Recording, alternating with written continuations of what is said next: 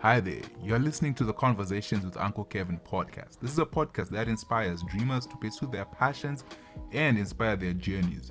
My name is Kevin Masundiri, and I'm best known for my YouTube channel, Uncle Kevin Reacts. In this podcast, I sit down with achievers, overachievers, and doers to talk about their process, lessons they've learned, and how to make an impact. All right. Yo, what up, guys? Welcome back to the podcast. This is the beginning of season 2, and today I have a guest, Manuel. He hit me up. This is the first time someone ever said they want to come on the podcast. A lot of times I'm begging people to come, so I was excited for this one. I met his wife on set working on, I think it was Supergirl.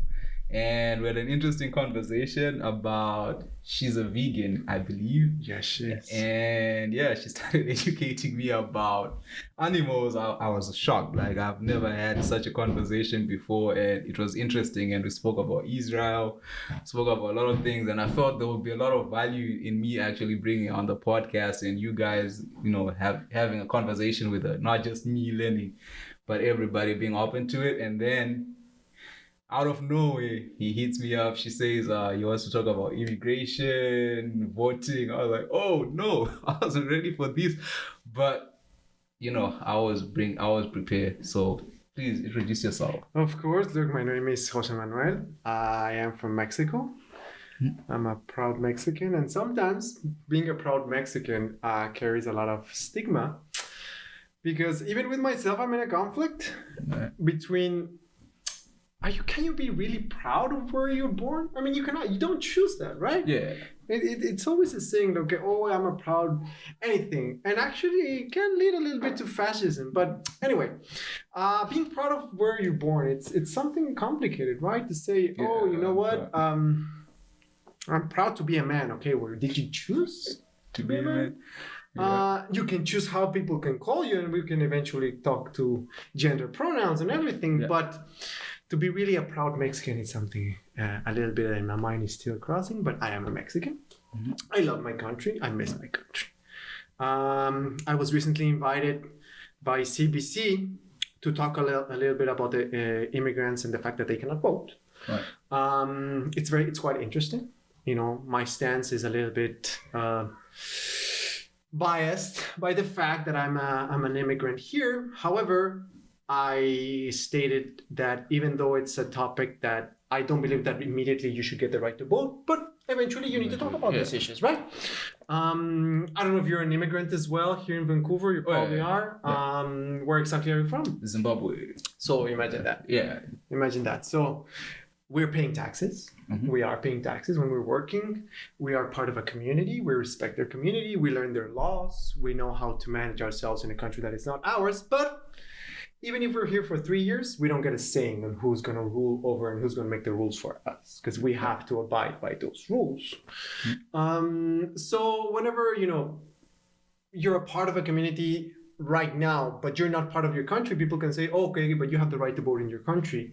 You have the right to say who's going to rule over your community over there. But am I really a part of that community? Like, do I see the holes in the street in order for me to say, oh, I'm going to vote for someone that is going to fix the holes on that street that I don't see, that I don't ever walk by? Yeah. It's something like that. I don't know if I'm making myself clear with that. Makes sense. So it was an interesting stance. I recently got invited as well, again, by CBC. Probably I'm going to do also a podcast with them. Mm-hmm. And it's going to be interesting how we can start to talk about this. Immigration is a big issue for me because I'm an immigrant, of course. And I don't know if you heard about this phrase, but Heraclit used to say that we never bathe ourselves in the river twice, because this river is always crossing. So as immigrants, we never come back to our country, because whenever we come back, it's a different place, right? Yeah, and you're a different person. So this is a romantic way to see ever us coming back to our countries. Yeah. So that's why I got invited, Kevin. Yeah. All right. But so your take is people should be allowed to vote, or? Let's start just to talk about these issues, right? Let's just start to say, okay, where's my voice? Because in my idea, we have to stop thinking that the solutions of this world are ideological solutions. What am I meaning? We have to start to talk materialistic solution to problems. Why? Because whenever we hear any problem in the world, like poverty and everything, sometimes we hear the stance of people saying, oh, you're poor because you don't wake up at 5 a.m. in the morning because you're not working that hard, right? Yeah. And there's a lot of proof that says the otherwise. It says that there needs to be more physicalist solutions for this problem. There have to be more materialistic solutions for this type of issues. I hate the idea that says that the idea of meritocracy. Meritocracy is an idea that says that whatever you put your effort on, you will obtain. Well, not really. What do I say? We're a minority. You and me are a minority. Yeah. And as a minority, we have to struggle harder to get whatever we want to be, opposed to a white male on his 30s with education. It's not a fair competition, right? Yeah. So at least to talk about it, it's important. Yeah. At least to have a voice, at least to be someone that it has to be heard of. So this is an interesting stance, to be able to dialogue. Right. In a world of so polarized, to dialogue is always going to be seen as an act of rebellion. So let's start to talk about these things, right? That's why I wanted to be a part of this podcast. Oh yeah, definitely. It makes sense because when I heard about it, my thought process was because coming from a country where people used to come to, I when I came here, because there it's like if you're not from there, like if you're an immigrant, the treatment is totally different. Of course. So you have no right to vote. You cannot. Someone was telling me that if you give birth, your child cannot be Zimbabwean. If you're an immigrant, like there are crazy laws, some which even if you're a citizen, you don't know because they don't affect you. So when I came here, for me, the mindset was the same, right? Like, okay, as an immigrant, basically you have zero voice. It's stay on the, narrow path, do as they say. You have no voice. It's a privilege, right? Like we celebrate getting a visa.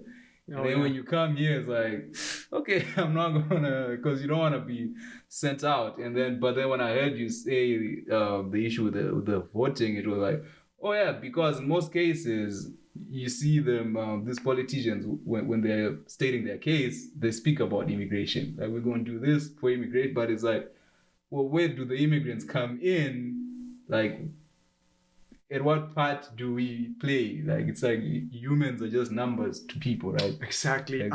There was recently a case during the pandemic of fellow Latin American immigrants that came to the fields, the cherry fields, the apple fields in Canada. They had to bring him during the pandemic because there were no Canadians that were able to go and do the labor, like pick up apples, take apples so Canadians can consume it. So they decided to bring airplanes. They decided to pay a little bit more because it was during the pandemic. And what was happening is that in those farms, it's very well documented, they brought a group of Latins, Jamaican, Mexican, Hondurans, and they were restraining their liberty of movement. How? They were hiring them in the farms during the pandemic, and they were saying to him, okay, you cannot go out of the farm. What do you mean? Oh, you cannot go out. You can only work and go back. They were even putting up a little bit of a store in a small store in their facilities so they can buy their goods, but that's it. So I don't know how it can be even related to, okay, you're really limiting my human rights. I have the right to go to town. And they were saying, if you go to town, we're going to fire you from the farm. Okay. That's a great injustice, right? Yeah. And they brought them here only because Canadians are not willing to do that work.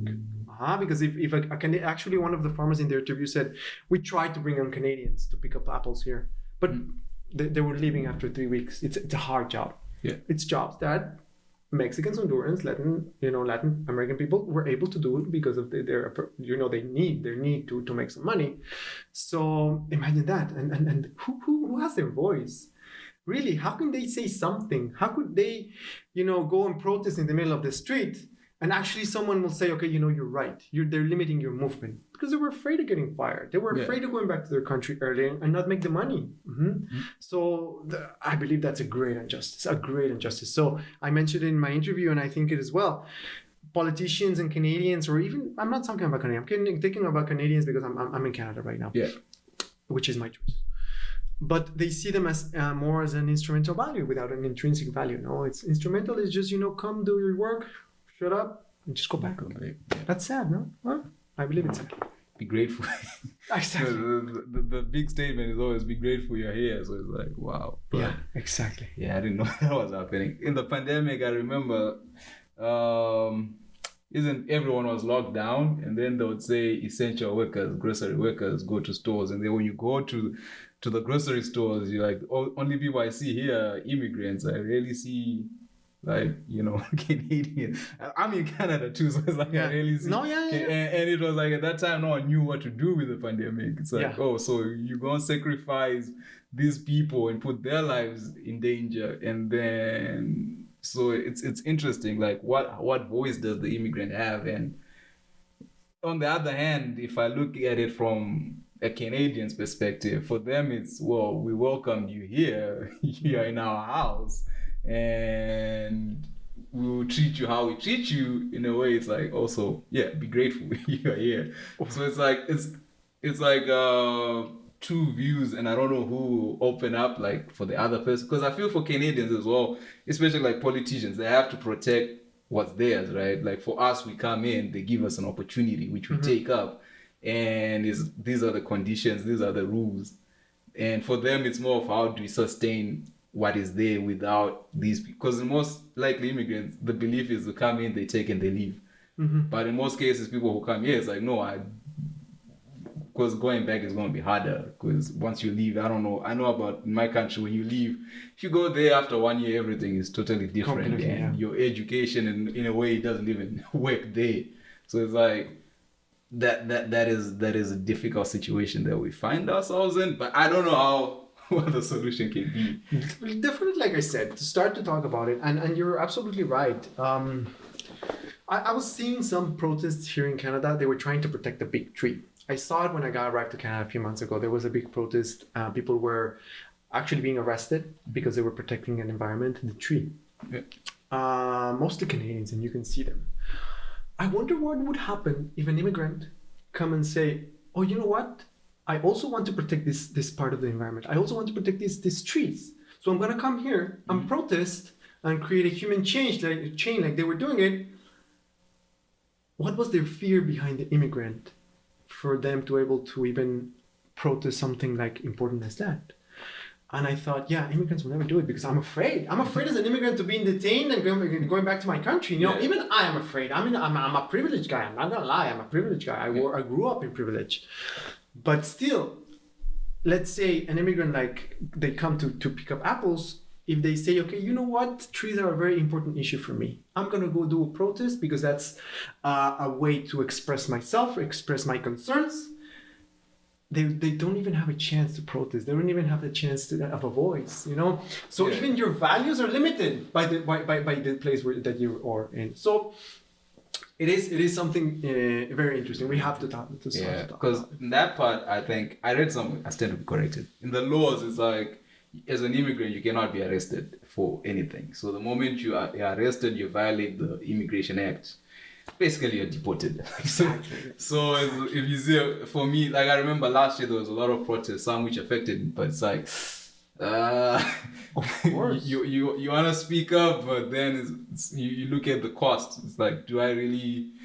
Let's say it's a tree. Like, I value the environment, but also being an immigrant, it's not just on you. It's like you have a whole family that's counting on you. You have everything. So it's like for you, the environment, my family, I'll just stay home and exactly let these people speak, and we just take it from there. Because I remember even the Musk thing, like vaccine, like all those protests that have been going on. It's like, well, what if I have an opposing view? Yeah, you have your opposing view, but you cannot speak up because there are consequences to actions, right? Because you saw how, like in the pandemic, I remember there was a guy, when everybody was being told to stay inside, they went out, no mask, nothing. They were protesting and basically stopping the city from progressing, and he was inviting other people. So I'm like, there you could see you would have some immigrants out there who were essential workers.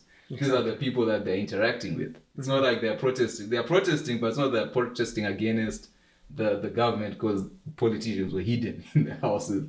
So the person you're stopping from going to work who needs that time to go to work and who will not get, like last year people were getting served, they couldn't get it. Like because you're in immigration, you don't know the laws and everything, and then it's like in that case, it's a hard part. What do you think about people that are adopting, now that you mentioned that they're adopting causes that they're not theirs? I don't know what's your opinion. I mean, what happens if tomorrow you see a white privileged woman with a sign that says Black Lives Matter? What would you think? That one is a hard one because the first thing you want allies, right, in the movement, because so the question is what's the intent behind what she's doing? Because for some people I know they grow up amongst black people. Okay. So they understand the plight, they understand the things that are going on. And for her to use her privilege to say Black Lives Matter, that works in the favor of the message. So in that I support it. But then on the other hand, what you start seeing is you're saying Black Lives Matter and you're 4 people with phones taking pictures of you and posting them online. On social media. Yeah, and then it's like, what's the intention behind it? Do you mean the message? Because once this protest is done, phones away, the hashtag is gone, you're back to your normal self. Or if the police come, what would you do? Are you going to stand with the people or will you just step aside? Because it's easy to hold a sign and say Black Lives Matter, but there's consequences, right, to that issue. Because as a black person, okay, Black Lives Matter, but okay, I need to make sure I'm safe because anything can go down. But for her, if she's using a privilege to push the message, I'm with it. Because the more people you have speaking on an issue, the better. But the question is, what's the intention behind it? I understand it completely. Like whenever on Instagram, they posted when the Black Lives Matter movement was as a trend, a lot of people posted the black picture, okay, Black Lives Matter. But you're absolutely right. Is that a placebo for me to think, I just did my part? Oh, yeah. Or are they really trying to change something? No, that's something very interesting. I haven't thought about it also like that. What's the final purpose of it? Are they really doing it? But how do you know? That's the thing. So you find, remember last year when the black picture thing went on and people were saying, what's the point of the black picture? Because now you've deleted the whole, because I remember at that time when you went on Instagram, it was like, the police did this just happened, and then you woke up one day and it was all black. Like, yeah. Like, guys, what are we doing? And then someone will post the black picture and then the next thing, it's a picture of them at the beach. Yeah. And then you're left there thinking, okay, so are we back to normal? You posted a black picture, but are we back to normal? Because I remember in those days, it was hard to walk outside. You'd walk and people just looking at you like, okay. Do you think they do it from ignorance? Yeah, it's ignorance and influence. So nowadays you find the loudest voice gets, people just jump in with whoever is louder. So like when people are screaming Black Lives Matter, everybody jumped to the Black Lives Matter. When it was Trump's noise, Blue Lives Matter. And then they all make, whoever makes noise the loudest, that's who people follow. So it depends. Like right now it's the vaccine.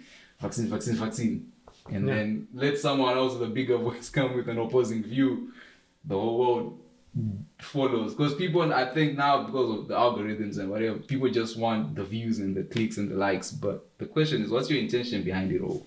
I was funny because when you talk about the algorithm, I was looking at some videos of white extremists. Yeah. And I was watching them because I needed to find out for school what is like an argument that may be something that I need to open my mind to any argument. And it's true, you need to listen to both sides, whatever you are biased by it, because this is always important. After that, you can make up your mind. But the algorithm started to see that I started to watch Ben Shapiro, some Pastor Greg Locke, those really white supremacists. And then my algorithm in YouTube started to show me Jordan Peterson. They started to show me very extreme white stances. Yeah. And I thought about it. Whenever we encounter ourselves with a friend or a family member that starts to put, these racist comments in their Facebook or there's racist ideas, it's very easy to just, delete them. Yeah. That's it. You're gone from my life. And they started to feel more and more alienated. isolated. Yeah. So they start to look up videos, and the algorithm starts to show them more videos, and suddenly they find a group of people that agree with them, but they're very extreme. And I think that that's the way when they get to a position where they're not only started small, now they're extreme thinkers, and now they're talking about mass shooting, and now they're talking about fascism, and that my genetics are higher than yours. Yeah. I believe that we have to talk with these people and not just alienate them. We cannot just eliminate people from our Facebook and think, you know what, screw this guy, he's out of my life.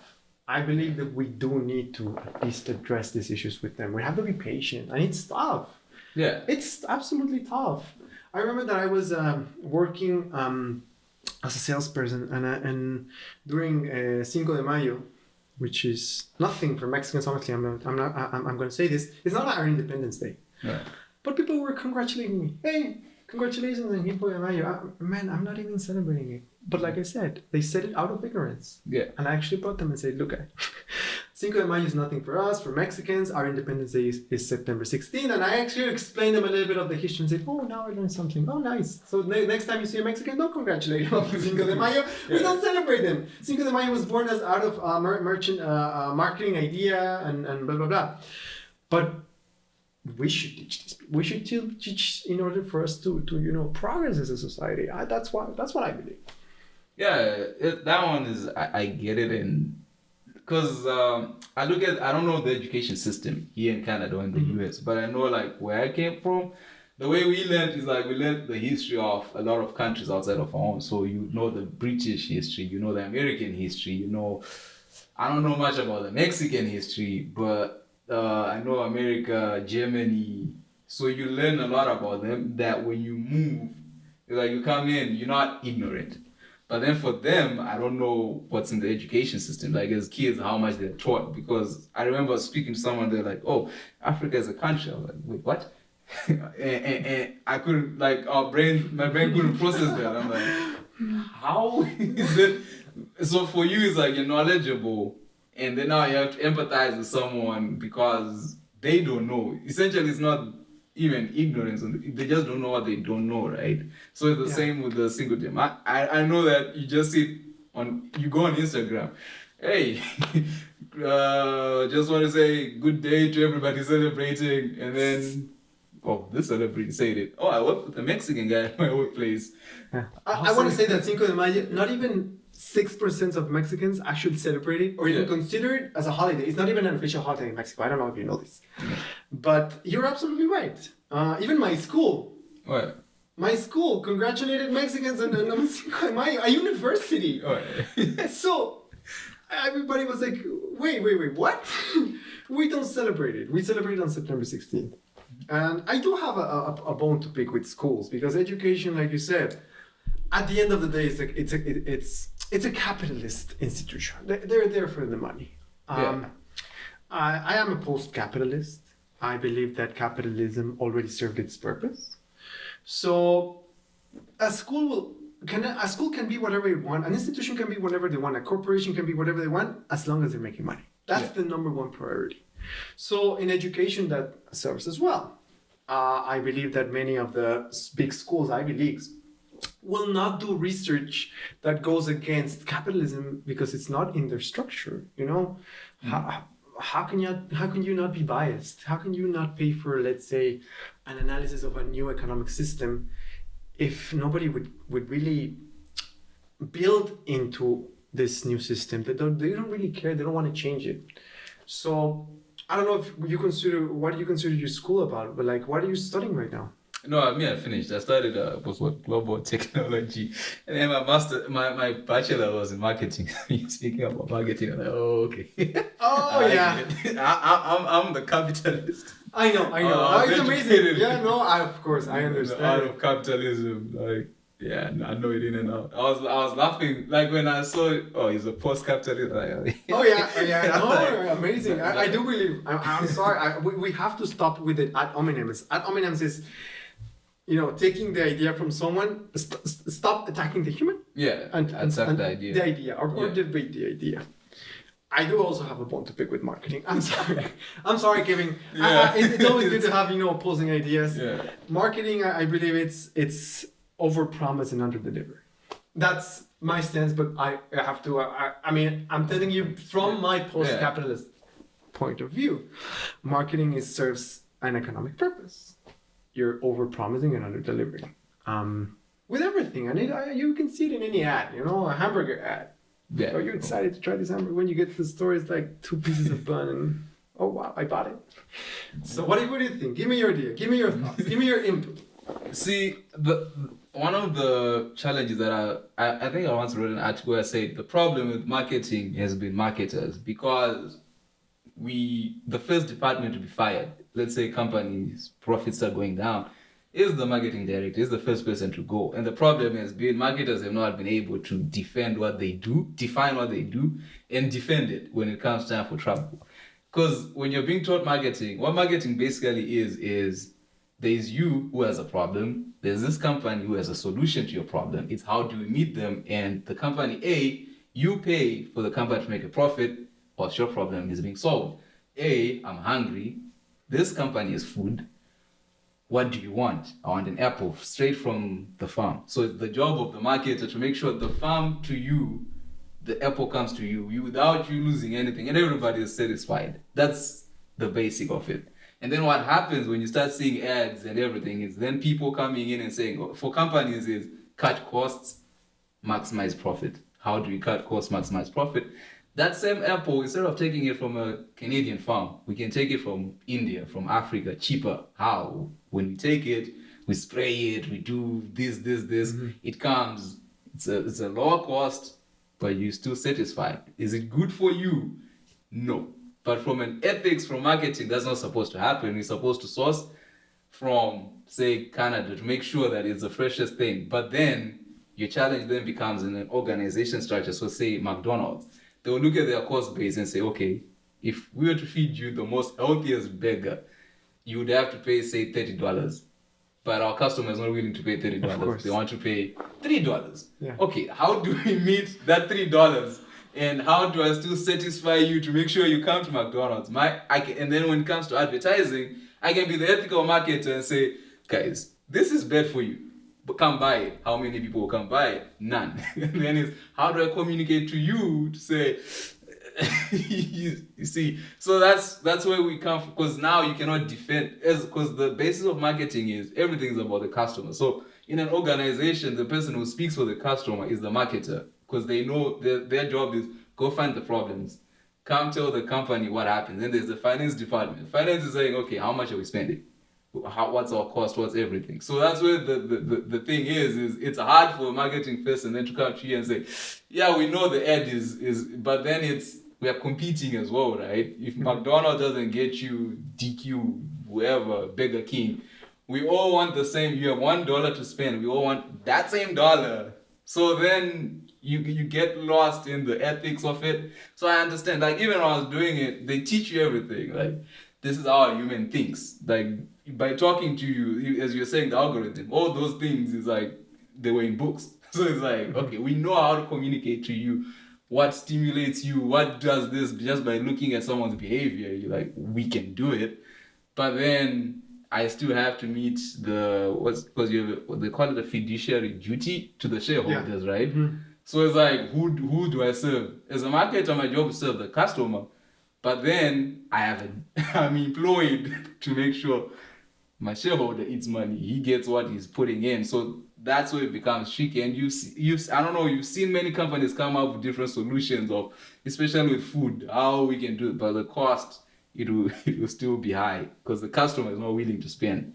And so that's where marketing has a problem. We're trying to satisfy two people. Exactly. Ethics comes in second, third, or fourth, or you cannot even discuss ethics when it comes with profit. It's funny how even an individual wants to be good, but it's their profession, their whatever they're hired to act, you need to eat. Yeah. So you need to eat, and you got into this world because you also needed to eat. You also needed to create something for yourself.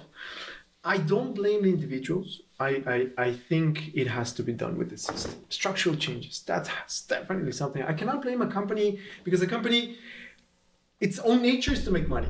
Yeah. That's it.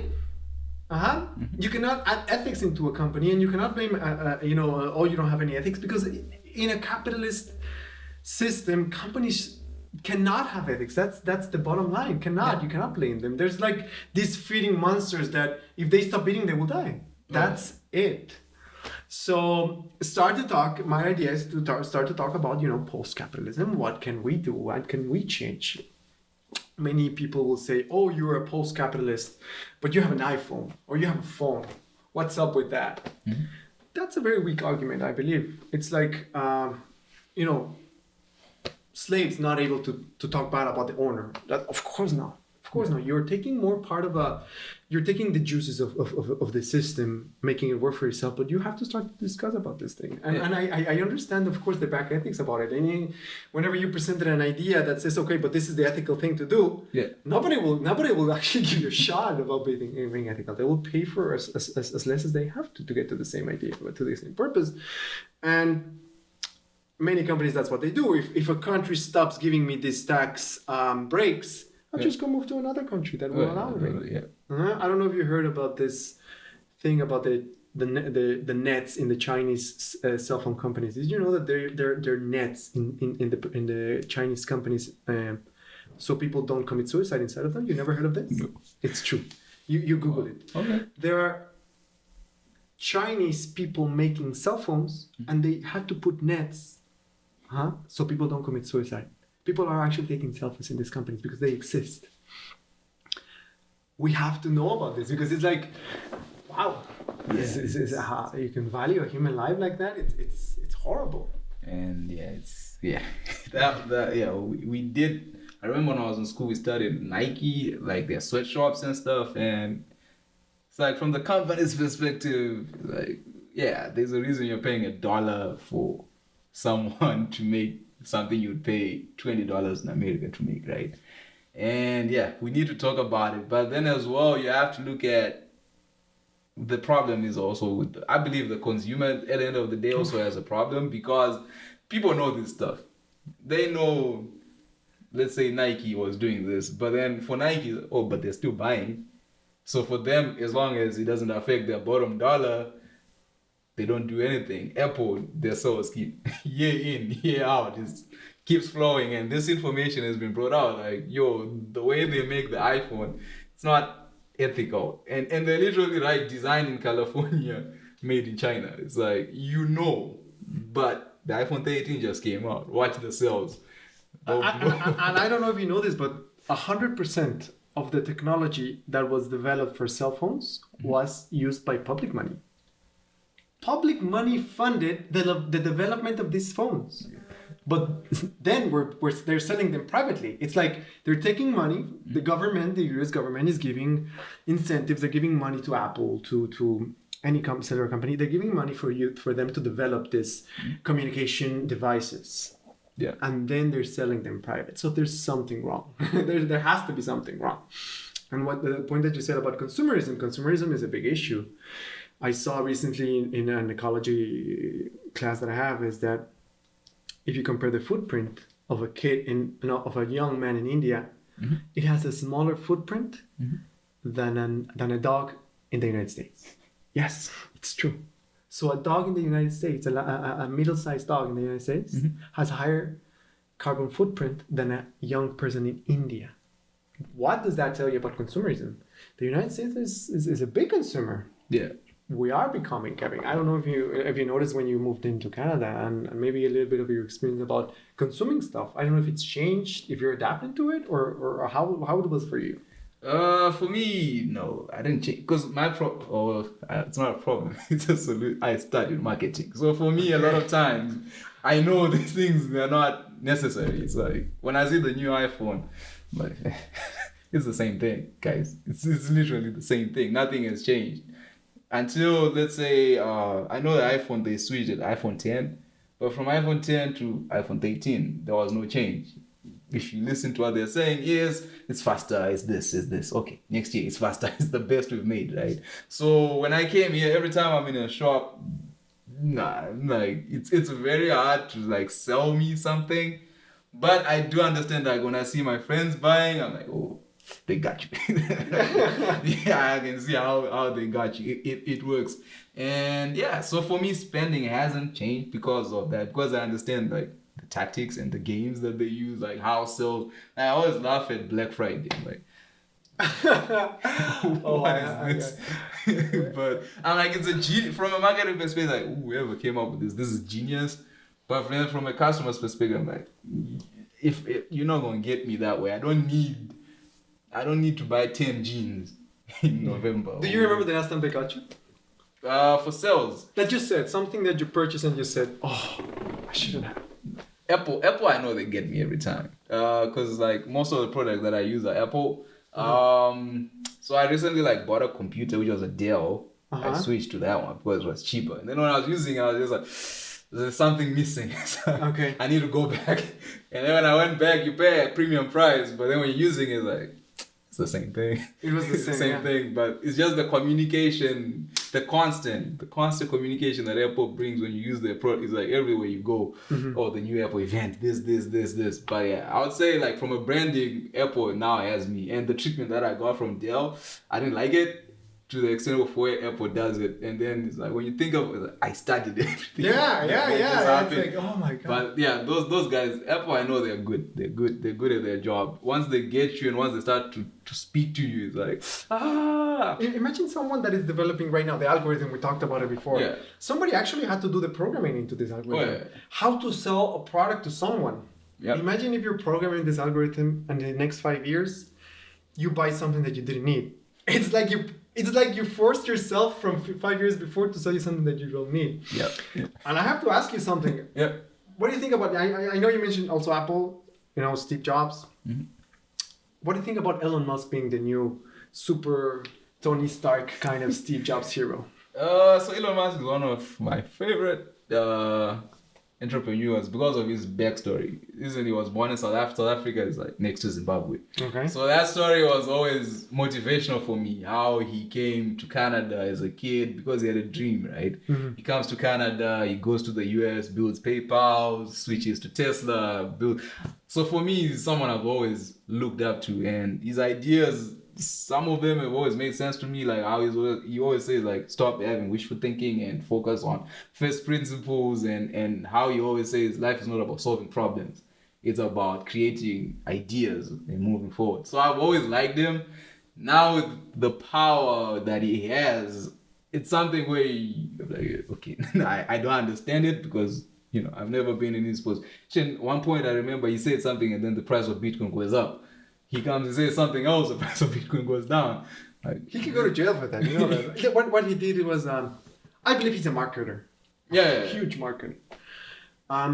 What he did is he said, "Oh, you know what, guys? We are going to accept Bitcoins in Tesla now." So the price just went up to the sky. He sold his Bitcoins and then he said, "You know what, guys? We changed our mind. Yeah. We're not gonna accept Bitcoins anymore." That's a crime because he's using his position to take advantage of the system, and actually it can be legally considered a crime. What is this rush for going to Mars? Like, this is a serious question. What is this rush to going to Mars? What do you think he has to prove by that? The way I look at him is, I don't know if when you're a kid, you had a dream, right? For him, it's like, I believe he read books as a kid, and then he had a vision in his head of going to Mars. That was his thing. But he said that, or you're assuming? No, I must, because the way he speaks, like when he used to talk about space, it was, as a kid, I used to read books, and then that's how he started developing games. His first game was like a rocket game in space. Mm-hmm. So this is something that he grew up with, right? And I feel for him, the ambition is just, I want to go to Mars to say I did it. And Okay. he has that type of brain that's his focus. I will go to Mars. That's it. For him, I don't think it's to make money, to do anything. He just wants to go to Mars. He doesn't even want to go to Mars. He wants to send people to Mars and conquer Mars. Like, when I look at him, I see a little kid Mm-hmm. who's grown up to be a man with so much power that when people look at him, I don't feel he's he's a smart person, but he's not like Jeff Bezos. Like for him, it's not about how much money do I make. For him, he understands how to make money, and he's a super brain. But the way I see him is he's not like, I don't think he looks at it and say, I'm gonna make a lot of money from going to Mars. He's just doing it. Oh, we went to Mars. Like how he sent that his car into space. Yeah, and he built like a weapon of fire. It was like So for him, it's like it's a kid who just grew up and is having fun, but who doesn't understand the power that he actually has.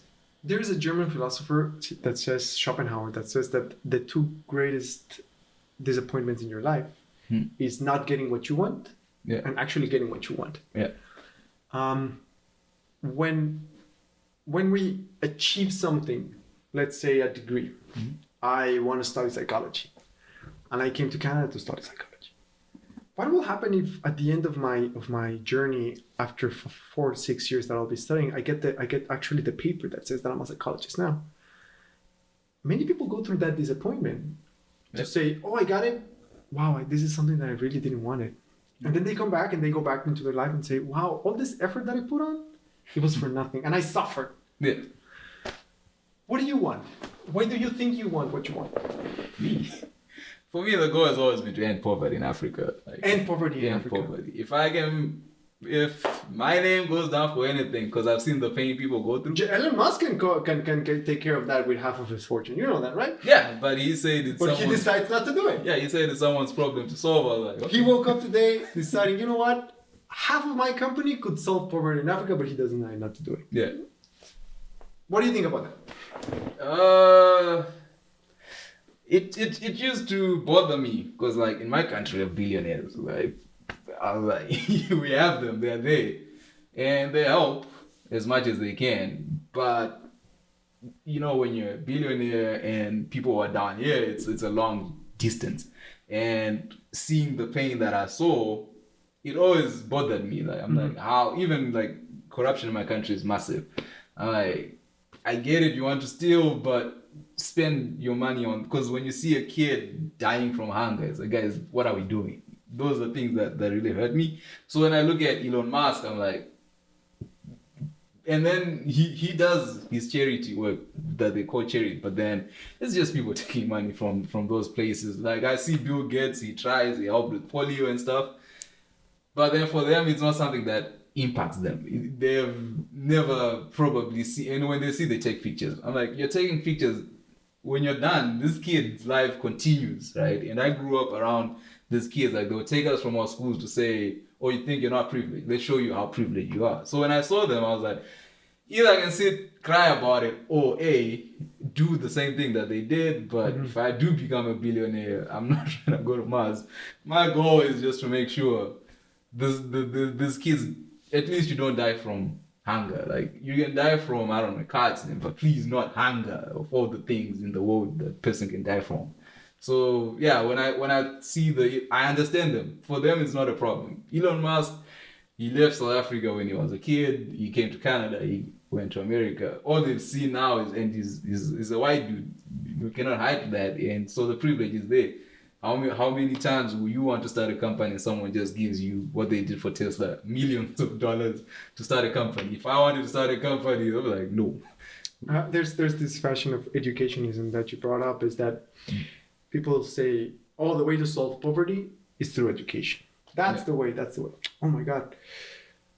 In the 1940s, if you had a college degree, you had an 86% chance to become wealthier than your parent. Not even a college degree. Where you were born in the 1940s, you had an 86% chance to be wealthier than your parents. Yeah. Kids that were born in the 2000s have only 8% chance. So that's true. That's whatever I'm saying, I have the source if you ever want. A person that comes from poverty and manages to get a college degree will earn the same salary than a white kid that has only junior high education. The same salary. Yeah. Why? Because, my dad has a friend that has a company, I will just give you a job. Yeah. And this guy that comes from poverty that actually managed to get a college degree will have the same salary. So where's the meritocracy? Where's whatever I study, I will not ever have the same chance. Melinda Gates said it when you mentioned Bill Gates. Now that they're divorcing, by the way, their divorce settlement can actually cure poverty easily.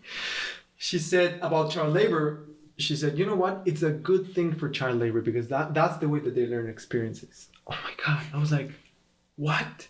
Are you really a white privileged woman saying that child labor is okay because they're learning skills? Yeah. I'm sorry, but get out of here. I don't know. That's just stuff that really bothers me, you know? Yeah, definitely. And I'm also talking from privilege. I'm not gonna lie.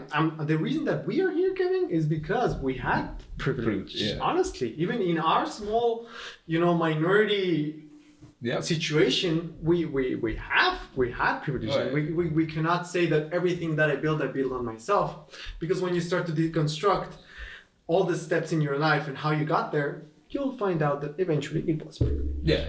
And it's hard for those people to acknowledge that. I find hard to really go into Elon Musk and say, hey man, I mean, you're here because of your privilege. Yeah. He will be able to say, no, I did this, I worked hard, I woke up at 5 a.m. to study. Yeah, because your parents were able to give you study. Your parents were doing it. So eventually, if you deconstruct it, it's good to deconstruct your heroes as well. I believe it. Yeah. To say, okay.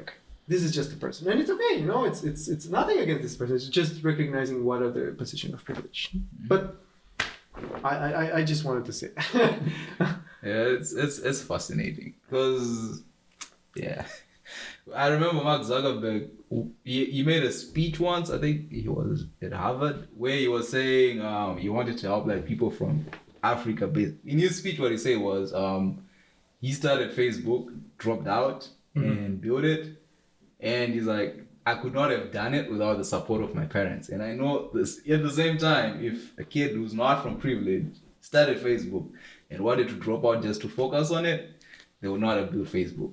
Because you need that. And when you look at a company like Facebook, because when you say that education is the solution to poverty, it really is not. Because when you look at Facebook, they went through like 5 to 10 years of not knowing how the company makes money. And you're like, who's funding this? If for us is not for basically for us is if you start a company, it has to make profit from day one because that's your rent, that's your food. And you have someone who has a company that's getting billions of funding and they have no idea how they're gonna make money. So it's like and then speaking of education, there's a story that I have for you. Like I was on set and I went and asked one guy who works in crew, like, how do I get into crew? You write me a list of steps. You go to this, you go to school, you do this, you do this, you do this.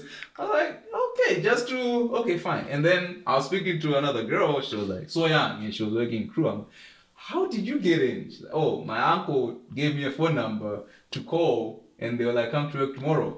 So you didn't go through these steps. No, I'm learning on the job. So it's like, everybody's getting to the same point for different stories. Like the young kid that just made the worst decisions in his life, but he still managed to get $70,000 a year. Yeah. And the guy that actually woke up every morning, had to do 2 jobs to pay his education, got the same exact salary. That tells you something about what's wrong, right? Society. And just to be clear, I know we're having this discussion, and there's a saying that you can never survive a good discussion, right? Yeah. Why? Because your ideas have to be able to change. Right. I always want people to encourage them to talk and them to put out their ideas. It's important not to be going into a conversation being predisposed and saying whatever he's going to tell me, he's not going to change my mind, because that's not a discussion. That's just that's monologue. True.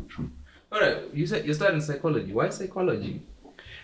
I used to be a capitalist. I used to work for a bank, a big bank in Mexico. I used to work for politicians in Mexico. It's a tricky part of my life. I used to make them get money from the government, funding from the government, but they were managing to get this money into their political campaigns. I did a lot of money by that. Then I lost all the money by that. I got into bad people. I got into people that were only using me to get to this money. People that think that they're your friends. Yeah. And at one point I got with nothing, zero. Actually, zero. I was not even talking with my family for 2 years. I made a lot of mistakes. During the pandemic, I got to go back to my family, which I love them. And my mom's a psychologist. And I started to take a course in psychology during the pandemic. And I started to say, okay, you know what? This struck my core. I can do this. I think I have the skill to help people. But now that I'm here, I changed the psychology to, I want to study more the psychology of immigrants. And that's why I'm always changing this idea, but I still want to help through actions, because I am volunteering in a place that is helping immigrants. And you see how they are dealing with their life, how they are not managing to eat in a country that is supposed to help you, right? Yeah. They're coming up to pick up food from the place that I'm volunteering because they don't have food for the week. That struck me also. That said, okay, I have to do something. There has to be some type of support for them. Yeah. And how they got here and how they're thinking and what are they going to do about it. Because we have our mental issues. All of us have our mental issues. Kevin, you have to have some. I mean, you cannot. If you don't want to talk about them, it's fine. But I think listening to your podcast, some of them can come up, but it's okay. Yeah. You cannot always avoid them. Imagine us having mental issues because mental issues don't respect any type of social strata. Yeah. Imagine them. Who's going to take care of them? Who's going to be able to actually talk with them? It's always funny when you're giving advice. It's someone comes to you and say, "Oh, I'm sad. Oh, don't be sad." What kind of advice is that? But you hear it all the time. Yeah. Because you're hearing from one position. So I needed to go to study for that. I'm going to study for that. I want to be able to help them from more in a this type of studies. And I do believe that psychology is a pseudoscience. That has to be very perfectly clear. From the scientific argument, it's like they're still not there. It's pursuing to be a science, but science, I have to make this clear, science is gravity, something that will be proven whatever argument we say. Yeah. Whenever we're talking about psychology, economics, it's a pseudoscience. It's still not a science yet, but it's pursuing to be a science. That's what I mean. Okay. All right. Makes sense. So I had a friend who was what was she? I think she started psychology, but she was more of a therapist. It's the same thing. So every time we have conversations, I'm like, I think of doing this, and then she'll just go, so why are you really thinking of doing that? I'm like, wait, turn it off, please. Like, this is not the time. Any argument, you'll be having fun, just, so what's the deeper issue here? I know. Even, to talk to someone that studies psychology, it has to be a challenge. Like, are you really analyzing me from, can you disconnect what you're studying? It's like you're studying marketing. Okay? Yeah. Can you disconnect yourself from your marketing bias to more objective bias? It has to be impossible. Yeah, it's hard. It's hard. It's difficult because most times, like, when you're talking to people, for me, it's like, you're taught all these models of how to deduce, okay, someone say this is their behavior, this is how they do. So in your brain, you in a way you're taught of how a person makes a decision, right? Of course. So you pick it up, okay, this person is wearing blue, they're walking like this. So it's like you categorize people, they do this, they like to do. So how like they come up with those algorithms to sell, before the algorithm, you had to read the books. So it's there, all that information, like when someone does this is how you... So in a way, you're taught to predict how a person reacts. So in most cases, when I'm having interactions with people, my brain then goes to there, like if someone says, oh, I like a Tesla, you're like, ooh, your environment, this. No, they never say they like the environment, they just like a Tesla. That's interesting. Yeah, that's making you feel like if I came up with a Gucci shirt, you immediately think, oh, this guy, what is this guy? He's trying to show, what is he trying to show? How did they got him? Because I'm sorry, but who's gonna buy a Gucci? I don't know if you have a Gucci shirt. No, sorry, but who will buy a Gucci shirt thinking that, or thinking that I'll make him a better fitting at the end? I'm sorry, I'm just.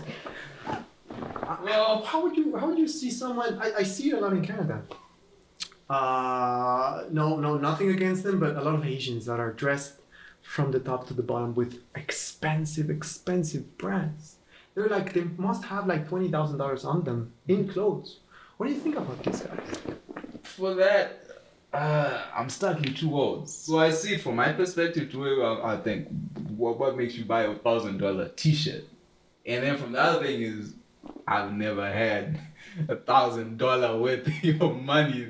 In order to buy $1,000 t-shirt, I'm assuming you have, say, 100,000 in your bank account. What's 1,000 to that? So the way I look at a $20 t-shirt, 1%. 1,000 is 1%. But yeah, the way I look at a $20 t-shirt, maybe someone looks at a $1,000 t-shirt and says, I'm just gonna buy it. And then there's someone who buys it to fix whatever is broken inside. To say, if I have a Gucci t-shirt, if I have Balenciaga shoes, when I walk, people will respect me. So you have two people in two different worlds. The ones I fear for is someone who buys in order to earn respect from someone else. Because that's the way these companies, they market themselves, the Gucci, we are higher, level up above your peers.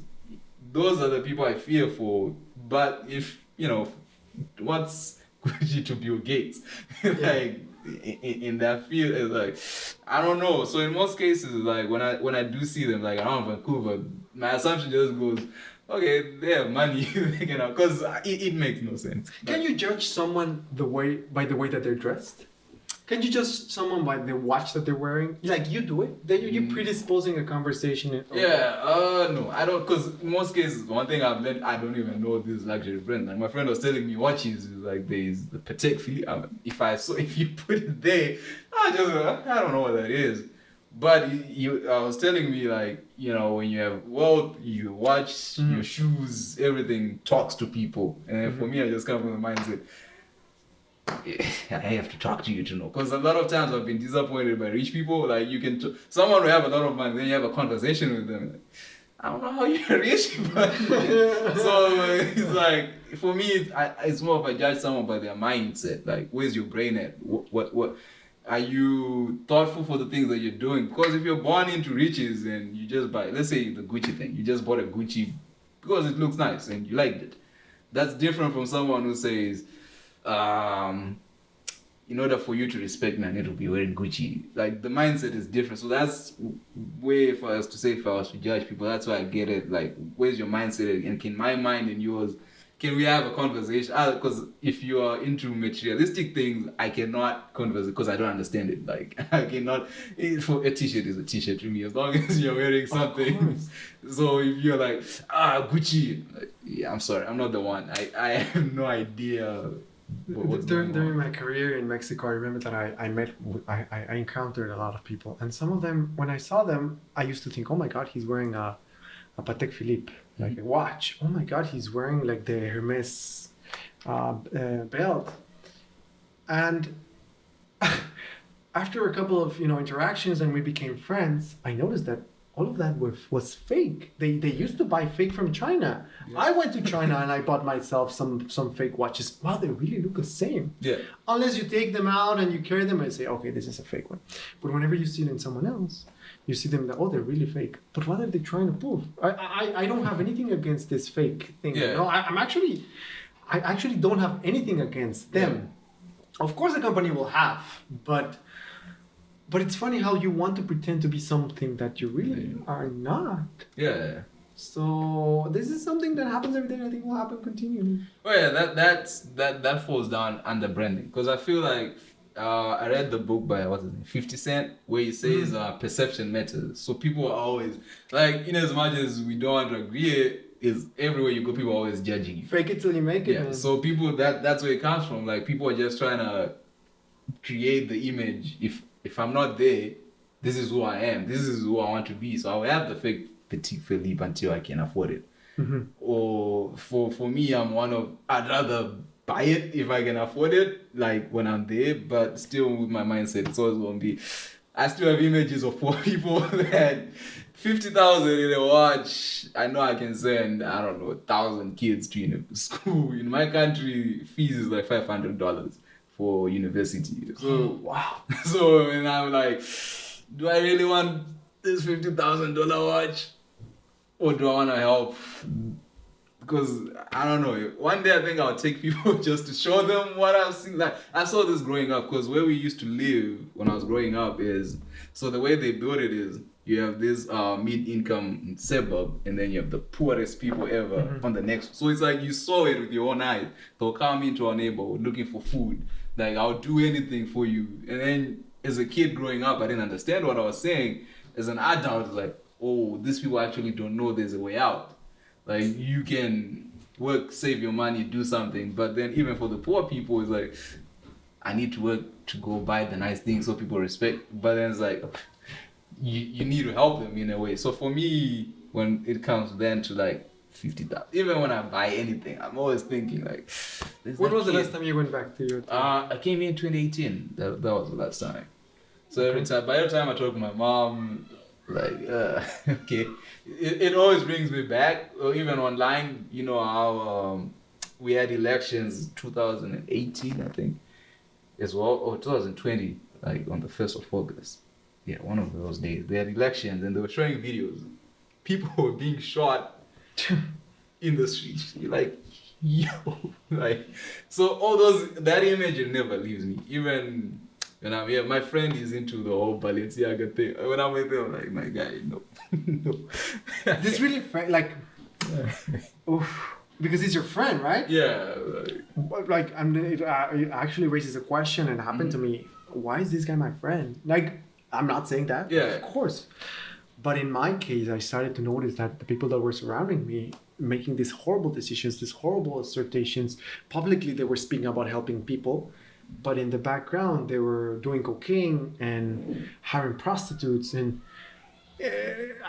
one day I'll say their names, but they're very big in Mexico. They're huge. But you can see like how am I getting along with these people? What am I doing to get along with these people? But the things in Africa, they seem so far from me, honestly. Yeah. That in my head I see the poor Mexican kids. Oh yeah. They're still the same. You know, there's still people that are struggling for this. And there was a very interesting experiment that they did about. They showed a picture, or they were asking outside of schools. They were saying, okay, I have a poster that says to help kids in Africa, donate $5. Mm-hmm. And nobody was like, oh, no, I don't have the time. But whenever they changed the picture to a person, to a kid, like this is whatever name it is. He's suffering from hunger. Please donate $5. Actually, people started to donate. Yeah. Because when you see one person, then you start to get to connected to this person. Yeah. And you feel sorry for them. But when you see a whole community, you're disconnected from them. And I think it happens to everyone. I don't think you're worried about the kids that are suffering from violence in Mexico right now due to the narco traffic issues, because it's something that you may have heard someone. Yeah, but you've never seen. But I've never seen yet. So this is something to talk about. This is something interesting. Yeah, it's fascinating. Like even by saying that, here in Canada, you see it. Like when I walk in East Van and I see little kids there. My goodness. Oh my God. I don't know what happened when I came to Canada, when I saw the guys that are in downtown. Yeah. The guys that are addicted to opioids. Oh, yeah. I see Mexico there. Why? Because we're sending the opioids. There's a new drug that we're producing in Mexico, which is 12 times more addictive than heroin. Mm-hmm. They are getting hooked up to it. And it's incredible how a first world country can go through these issues. And somebody that was living in Canada told me, you know that all these homeless people disappeared once? And I'm like, oh, wow, why? When? Yeah, back in the Winter Olympics. Whenever we tried to show the world how Canada is great, they just hired buses and moved these guys to smaller cities. And after a while, they came back. But they got rid of the homeless. Canada is doing that. And I hope this doesn't affect one time my application for my residency. I wish to stay in Canada, I'm not lying. But there has to be a voice for these issues, right? Yeah, but this is world over. It's not because someone was telling, even in the US, like at the White House, apparently there's homeless people there. But when it comes time to showcase the White House, they move them away. Yeah. You don't see them. So these issues are everywhere. It's just these countries, America, Canada. Canada, like when I was back in, I didn't know much about it. But America, Britain, like they're good at hiding the dark side and just showing off the pretty, we don't have issues, land of opportunity and dreams. And I do see a big difference before and now, when now we have the internet. Now there's, like you said it, you're screwed. Yeah. There's a video. Yeah. But then someone like Donald Trump comes and say, no, I never said it. Yeah. No, but there's the video. No, I never said it. So it's like, and people that are, with him, that they got on board with him, they're like, no, he never said it. Oh, here's the video. No, those are fake news. Forget about it. You made the video. Exactly. But yeah, it's fascinating. The world over, like the issues, they're massive. Like for me, anything involving kids, it touches me. Like when they were in America, the kids at the borders, separation from the parents. Man, that was so. It was difficult also for me. Those things, they affect me, because for me it's like I don't like. I understand it from a government perspective. It's okay. We don't want illegal immigrants. This is, and then it's okay. What's the process of making what's the legal requirements that you want? Because I'm pretty sure if you tell people this is step A, B, C, D, they will follow step A, B, C, D. But the problem is you don't have step A, B, C, D. It's come, you apply, no, denied. Why are you denying me? Have you denied? That's why people start doing it the illegal way, because it's like, okay, bring your papers. I don't have papers. I'm pretty sure if you're being chased by the gangs in Mexico, you do not have time to pick up a passport. It's time to get out.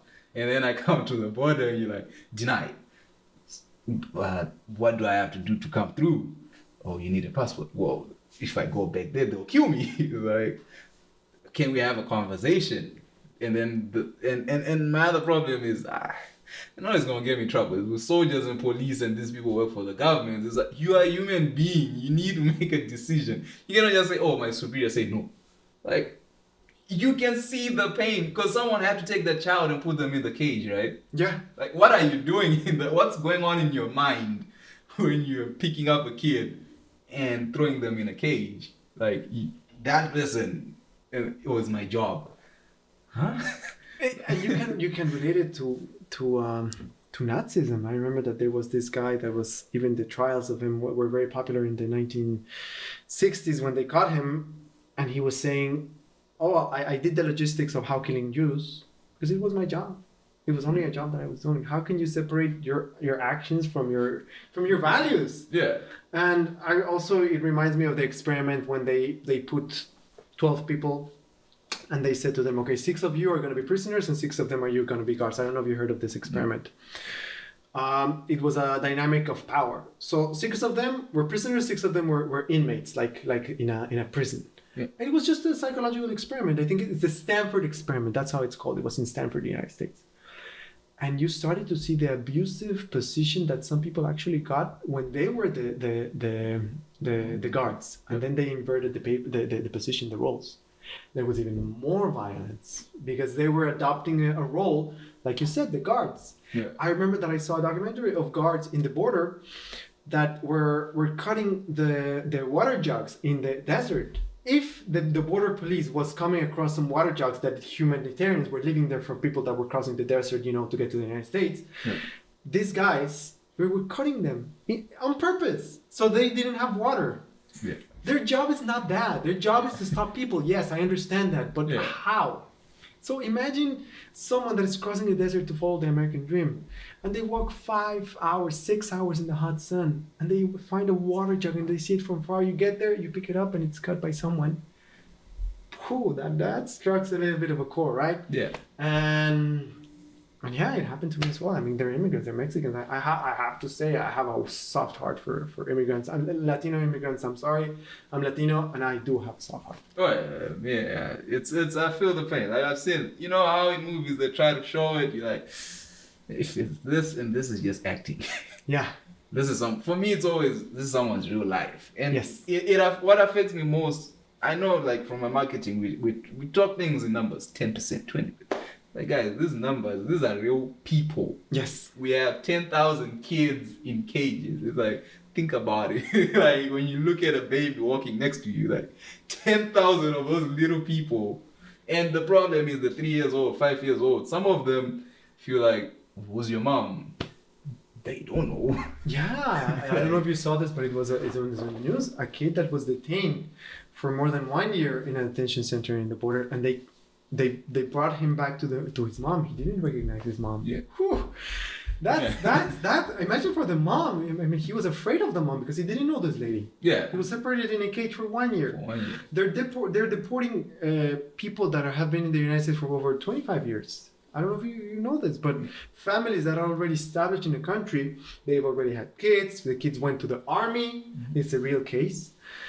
and they're deporting their mom because she came into illegally. After 25 years of being in the United States, they're bringing back to a country that it's not her country anymore. She was never got the chance to travel, never had the chance to travel. So what do you do with that, right? And that's the hard part for me with America. In general, is like you are the country of immigrants. Oh, of course. Trump, you literally had to go 4 people above him. Like him, his dad, his grandfather was the immigrant. So you're like, what is wrong with you? Like you're not even like he came from, was it Germany, Scotland, and he goes to Scotland to say I'm back home. Yeah, Scotland. Yeah. Here you are chasing away people. Like I don't know. I'll never understand it. Like I try to understand it. I get it. You don't want people, resources, this. I get it. But still, like after 25 years, you and that person are basically the same person. Like your grandfather probably did the same thing. They're not legal. Yeah. But now because you're in a position of power, it's like I want to destroy this family. And 70 million people voted for him. Yeah. 70 million people saw the video. 70 million people saw the information, saw the separation of families, the videos of him grabbing by the, it's everything like that they saw. And still voted for him. 70 million people. This is how much we're talking about. So it's there's tough. stuff that needs to be fixed, Kevin. Yeah, it's tough. And there is that voice, like in a way, the way like now the Democrats in America they move, or now it's left and right. Mm-hmm. I feel the way the left operates is what in a way enhances the right movement, because the left ignores the right. Those people have concerns, they have views, and the way is with the left is we speak louder than you, you keep quiet. This guy is all about action. It's like, okay, we don't have a voice, we will act. Come time to vote, we're voting Donald Trump. And then there are people who scream as well, like, oh, we are left, but they have these conservative views, right? Mm-hmm. Which was, when you listen to Trump's campaign, it was, I'll get you jobs. Coal, like, who uses coal in 2021? Oh, I'm bringing that back. Yeah. Because these people, all they knew was coal. All they knew was mining. So his campaign was, I'll give you jobs, I'll give you this, I'm taking back manufacturing from China. I'm doing, his message is the message these people on the right have always been screaming. We need jobs, because the way America moved to the service industry is like, for some people, all they know is mining. It's a mining town. And then all of a sudden, all that is taken away. So the left has to learn to listen, because I feel those 70 million, they were not only people who were Republicans, but some Democrats probably decided as well, like, okay, these guys, they're taking us for a ride. It's time to move. Then there's need to open that dialogue and to listen. Because the way, if you show any perspective from the right, the way you're cancelled, silenced, that's the problem. Because I don't think Ben Shapiro would ever change. There is an interesting theory about that. It's called the Pendulum Theory by Friedrich Hegel. It says that the pendulum will need to move to the right and to the left. Mm-hmm. After left, over promises and under deliver, like marketing, then comes the movement of the pendulum to the extreme right. Yeah. It's like, I can say, based on the theory, that Obama is quite guilty of what happened with Trump, because he overpromised and then he underdelivered. Yeah. Obama actually started more wars than Trump.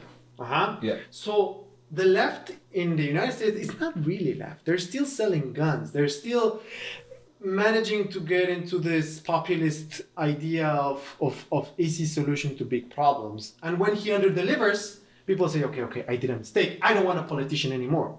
Yeah. Then this comes this guy, Donald Trump, who's not a politician, who comes and overpromises again, but he says the right thing. So it's like, oh, you know what? This guy promised this and this and this. He didn't do it. Now I'm going to here to protect you because I'm not a politician. I don't like. Politicians are liars. Yeah. I'm not a politician, therefore I'm not a liar. Yeah. Vote for me. Of course he's going to get votes. Oh, yeah. Eventually happens to a lot of the countries. In South America will happen. Bolsonaro in Brazil happened.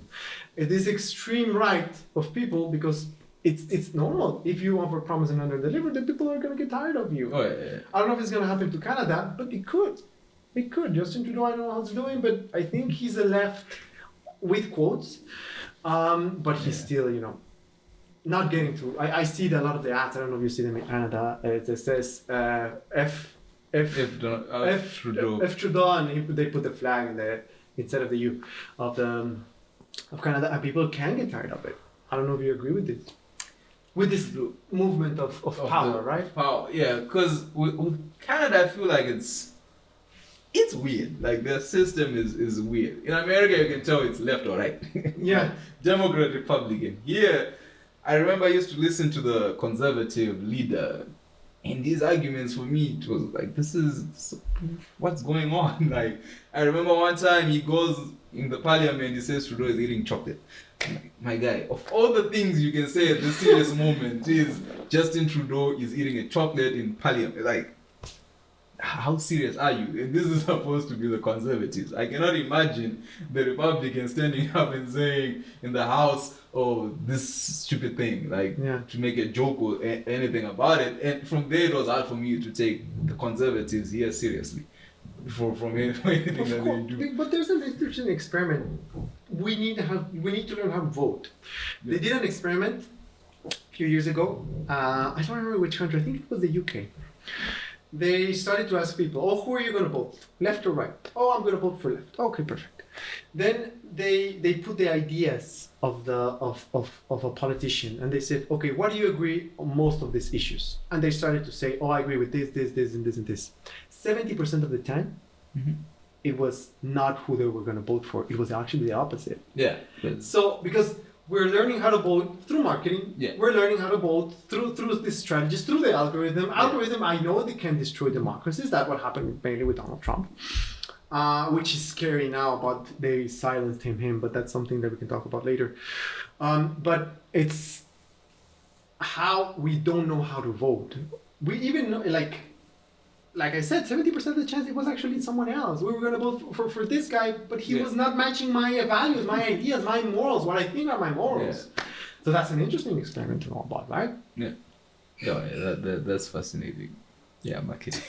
Marketing is not doing itself any favors, especially with voting, because the way everything is, communication is structured is just to speak it. Like, people who sit down, which color is likely to get your attention? Red, green, orange. You've probably seen this from all the campaigns. It's orange, red, green. Was this okay? And then when someone looks at the ballot papers, okay, I like green. I'm just gonna vote green. Yeah.